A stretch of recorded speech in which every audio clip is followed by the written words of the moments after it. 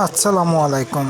চলে আসলাম জুটাপট্টি রোডে পৌর মার্কেটের 2 তলায় ছেলেকে নিয়ে চুল ছাটাতে। একদমই চুল ছাটতে চায় না সে, তারপরেও জোর করে অনেক রকম বোঝায় নিয়ে আইছি। দেখেন খুব সুন্দরভাবে লক্ষ্মী ছেলের মতন বসে আছে। সেলুনটা অনেক সুন্দর এবং এইখানে যারা কাজ করে তারা অনেক সুন্দর।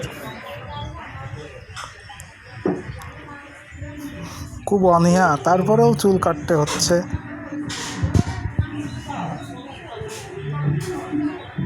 দেখেন